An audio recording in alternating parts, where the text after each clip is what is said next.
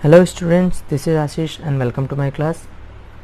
Today we are going to discuss about the first chapter of our environment, and the name of this chapter is environment. So environment is basically whatever we see in our surroundings, जो कुछ भी हम अपने चारों तरफ देखते हैं. Environment is our basic life support system. ये हमारी लाइफ का बेसिक सपोर्ट सिस्टम होता है and it provides us air, water, food and land. तो ये चार चीज़ें होती हैं जो हमें बेसिक नीड होती हैं, तो वो इन्वायरमेंट हमें प्रोवाइड कराता है. What are we going to study in this chapter? So there are three types and three things which we will study in this chapter. First topic will be components of environment, natural environment and human environment. So the definition of environment is the place, thing and nature that surrounds any living organism is called environment. कोई भी place, thing, nature जो किसी भी living organism को घेरा हुआ है चारों तरफ से, वो क्या होता है? environment. It is a combination of natural and human made phenomena. Natural और ह्यूमन मेड फिनोमिना का एक कॉम्बिनेशन होता है जिसे हम क्या बोलते हैं? Environment.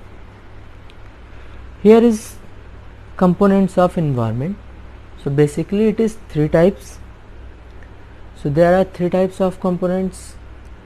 First is natural, second is human and third is human made. So in natural environment we will see land which we call lithosphere, then atmosphere, in this we will discuss about air, hydrosphere and the biosphere. Then human component, human environment. इसमें क्या होता है? Individual, यानी कि कोई भी एक individual person, then उसकी फैमिली, ओके, फैमिली से मिलकर एक कम्युनिटी, और उन कम्युनिटी में अलग अलग तरह के रिलीजन, उनमें education, economic structure and the political situation. So this is the human environment.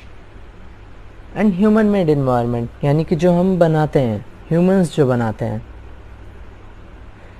इसमें buildings, parks, bridge, roads, industries and monuments. So this was the components of environment. Now natural environment. Natural environment क्या होता है? The things which are not made by humans. नाम से ही confirm है. Natural environment यानी कि जो नेचर बनाता है. So the things which are not made by humans is called natural environment, like land, water, air, plants and animals.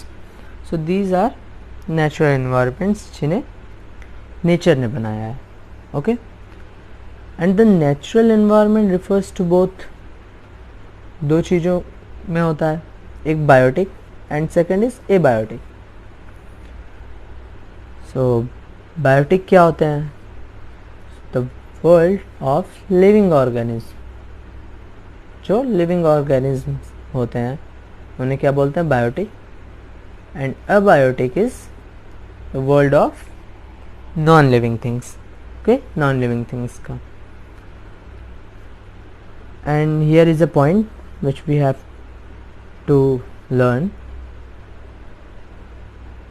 That world environment day is celebrated on 5 June every year. हर साल 5 जून को क्या celebrate किया जाता है? World environment day. So this is very important for us. Date क्या है? 5th June. Okay, here is a picture in which we will see lithosphere. हम लिथोस्फेयर देखेंगे which is a land portion. यहाँ देखिए land portion है. Then hydrosphere means water portion, biosphere and then atmosphere. So these are the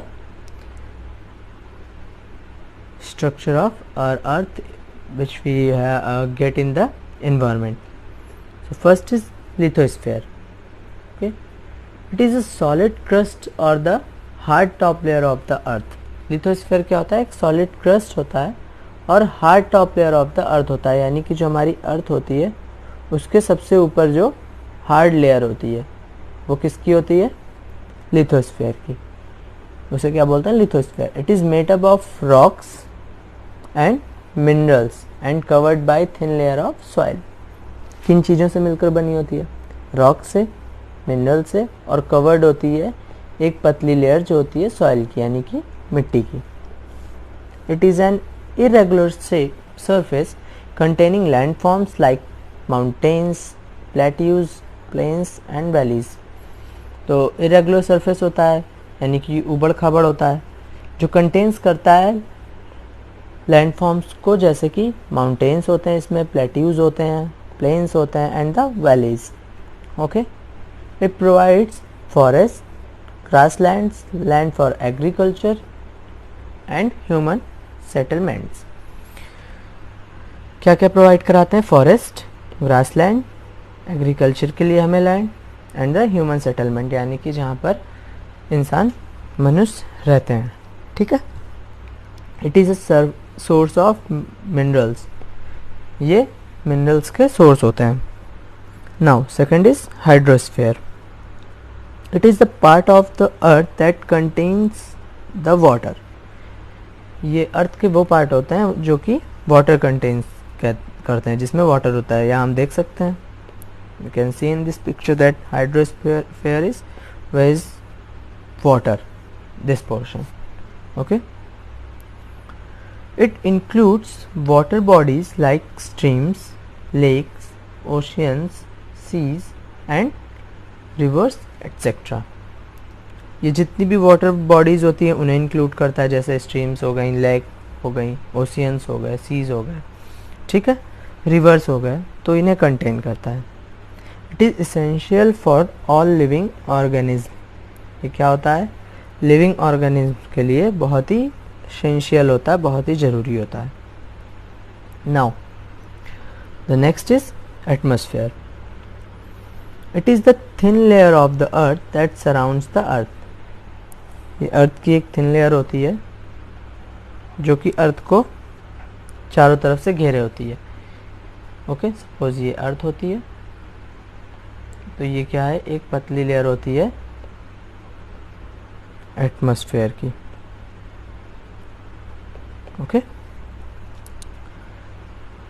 it contains number of gases, dust and water vapour. इनमें क्या क्या होता है? गैसें होती हैं कई तरह की, डस्ट पार्टिकल्स होते हैं, और वाटर वेपर यानी कि जलवाष्प होती है. ठीक है. It shields us from the harmful rays and fiery heat of the सन.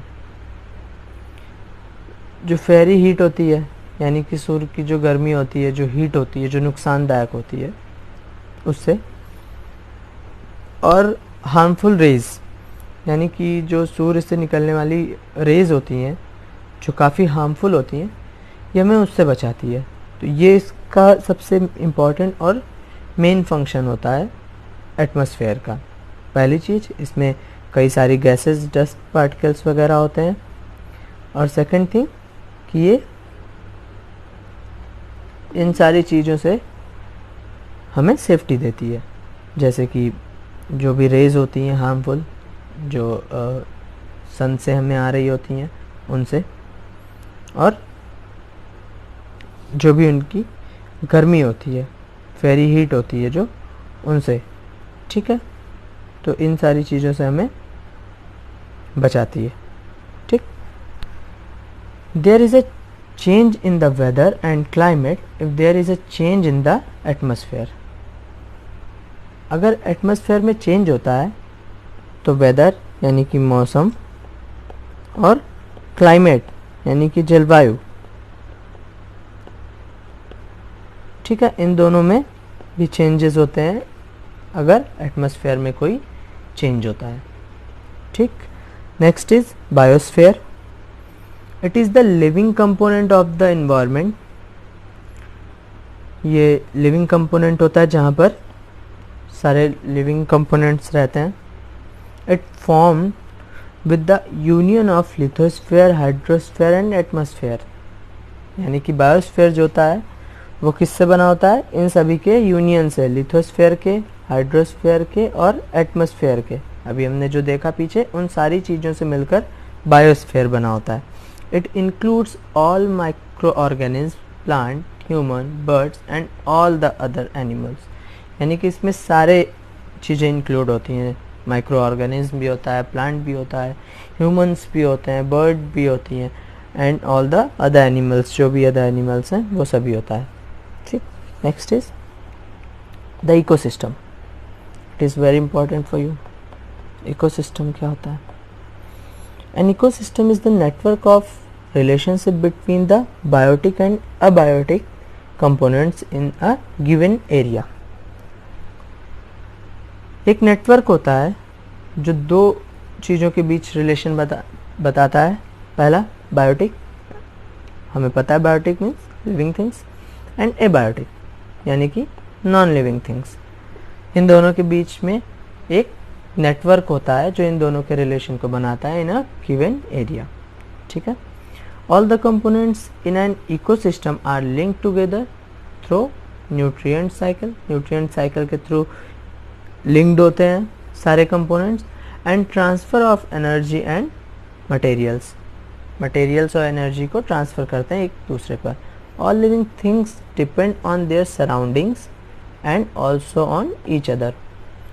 अपने चारों तरफ जो भी चीज़ें हैं उन पर और एक दूसरे पर क्या होते हैं, सारे लिविंग थिंग्स डिपेंड होते हैं. जैसे हम अपने आसपास जो भी चीज़ें उन पर डिपेंड हैं. ठीक है. इसी तरह से जो एनिमल्स हैं वो एक दूसरे पर डिपेंड हैं. छोटा एनिमल्स जो होगा उससे बड़ा वाला उसको खाएगा. ठीक है. फिर उससे जो बड़ा होगा वो उसको खाता है, फिर उससे जो बड़ा होता है वो उसको खाता है. तो इस तरह से एक दूसरे पर ये चैन चलती रहती है. ठीक है. तो एक दूसरे पर भी डिपेंड होते हैं. अपने चारों तरफ जो वेजिटेरियंस होते हैं एनिमल्स, जो सिर्फ वेजिटेबल्स वगैरह खाते हैं, वो क्या होते हैं, वो प्लांट्स पर, ग्रास पर, इन सारी चीज़ों पर डिपेंड होते हैं. ठीक है. Now human environment. Human environment क्या होता है? Human depend on environment for various resources. Human क्या होता है? इंसान क्या है, मनुष्य क्या है? वो इन्वायरमेंट पे कई तरह के रिसोर्सेज पर डिपेंड है, जैसे air, water, soil, plants, animals, minerals, metal and energy. तो ह्यूमन क्या है? वो इन सारी चीज़ों पर डिपेंड है. बिना इनके ह्यूमन सरवाइव नहीं कर सकता. तो वो इन्वायरमेंट की इन सारी चीज़ों पर डिपेंड होता है. But human change their environment to satisfy their ever growing needs. लेकिन ह्यूमन करता क्या है कि वो अपनी जो नीड है, जो ज़रूरतें हैं, जो हमेशा बढ़ रही हैं, उनको सेटिस्फाई करने के लिए वो इन्वायरमेंट में अपने चेंज करता है. कैसे? जैसे मान लीजिए कहीं पे फॉरेस्ट है, अब उसको वहाँ घर बनाना है, तो वो क्या करेगा? वहाँ से पेड़ों को काट देगा, जंगलों को काटना शुरू कर देता है. ठीक है. फॉरेस्ट को काटेगा. ठीक. उसे अगर एग्रीकल्चर के लिए लैंड की ज़रूरत है तो भी वो फॉरेस्ट वगैरह को काट कर वहाँ पर उस लैंड को क्या करता है?